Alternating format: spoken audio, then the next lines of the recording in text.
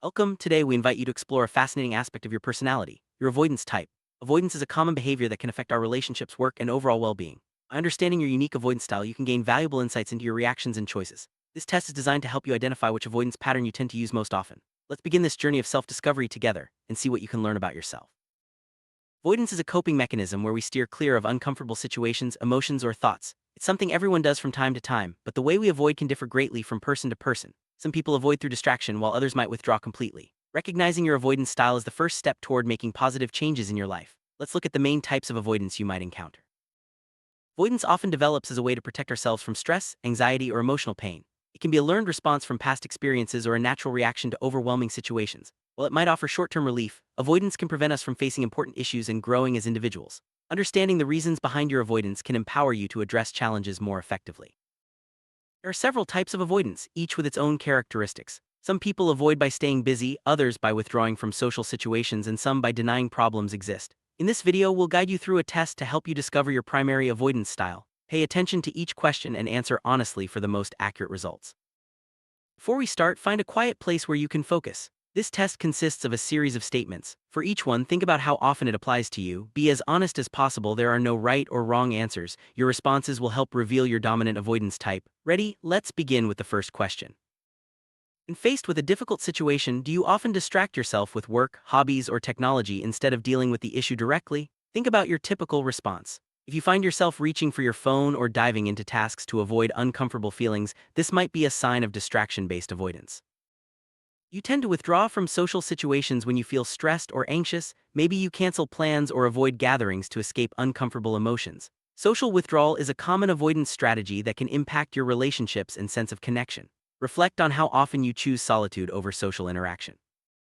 When problems arise, do you sometimes pretend they don't exist or hope they'll go away on their own? Denial is another form of avoidance. It can feel easier to ignore issues rather than confront them, but this often leads to bigger challenges down the road. Consider if you use denial as a way to cope.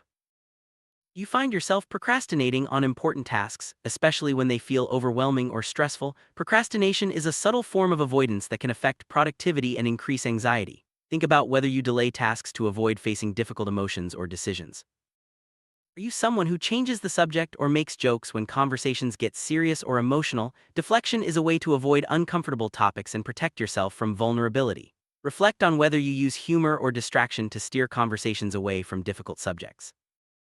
Do you often keep your feelings to yourself, avoiding open communication about your needs or concerns? Emotional suppression is a common avoidance tactic. While it might seem easier to stay silent, bottling up emotions can lead to misunderstandings and emotional distance. When you feel overwhelmed, do you seek comfort in food, shopping, or other activities to escape your feelings? This is known as escapism. While it can provide temporary relief, it often prevents you from addressing the root cause of your discomfort. Do you avoid making decisions, preferring to let others choose for you? Indecision can be a form of avoidance, especially when you fear making the wrong choice. Think about whether you often defer decisions to others to avoid responsibility or anxiety. Are you quick to leave situations or relationships when they become challenging? Some people avoid discomfort by physically removing themselves from difficult circumstances. Consider if you tend to walk away rather than work through problems. Do you find yourself overthinking or worrying about potential problems instead of taking action? Overthinking can be a form of mental avoidance, keeping you stuck in analysis rather than moving forward. Reflect on whether you get caught in cycles of worry to avoid making decisions. Do you avoid setting goals or making plans because you fear failure or disappointment? Sometimes, not planning is a way to protect yourself from potential letdowns. Think about whether you hold back from pursuing opportunities due to fear. Do you find yourself blaming others or external circumstances for your problems instead of looking inward? Externalizing blame is a way to avoid self-reflection and responsibility. Consider if you often point fingers rather than examine your own role in situations. Do you avoid asking for help even when you need it? Some people fear vulnerability or rejection, so they try to handle everything alone. Reflect on whether you resist seeking support as a way to avoid uncomfortable feelings. Do you avoid expressing your true opinions or desires to keep the peace? People-pleasing can be a form of avoidance as it helps you sidestep potential conflict. Think about whether you suppress your needs to avoid disagreements. Do you find yourself constantly busy, filling your schedule to avoid downtime or self-reflection? Staying busy can be a way to distract yourself from uncomfortable thoughts or feelings. Consider if you use busyness as a shield against introspection. Do you avoid talking about the past, especially painful memories? Some people steer clear of discussing their history to avoid reopening old wounds. Reflect on whether you avoid conversations about your past as a way to protect yourself. Do you avoid making commitments, preferring to keep your options open? Commitment avoidance can stem from fear of being trapped or making the wrong choice. Think about whether you resist long-term plans or relationships. Do you avoid confrontation even when it's necessary? Some people go to great lengths to prevent arguments or disagreements, even if it means sacrificing their own needs. Reflect on whether you shy away from difficult conversations. Do you avoid change, preferring to stick with what's familiar? Fear of the unknown can lead to avoidance of new experiences or opportunities. Consider if you resist change to maintain a sense of security. Do you avoid setting boundaries, allowing others to overstep your limits? Boundary avoidance can lead to resentment and burnout. Reflect on whether you struggle to assert your needs and protect your personal space. Now that you've reflected on each question, take a moment to consider which statements resonated with you most. The avoidance type you identify with most often is likely your dominant style. Remember, it's normal to use different types of avoidance in various situations. The goal is to become more aware of your patterns.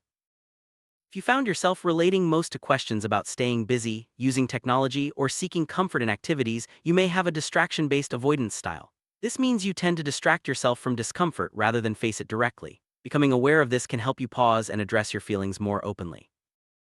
If you often withdraw from social situations, avoid communication, or keep your feelings to yourself, you may have a withdrawal-based avoidance style. This pattern can lead to isolation and missed opportunities for connection. Recognizing this tendency is the first step toward building stronger relationships.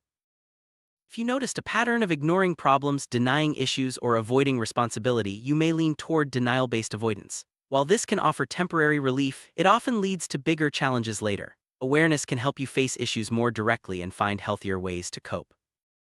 Understanding your avoidance type is an important step toward personal growth. Remember, everyone uses avoidance at times, but becoming aware of your patterns allows you to make conscious choices. With practice, you can learn to face discomfort, communicate openly, and build stronger connections. Thank you for taking this journey of self-discovery. Keep exploring and growing.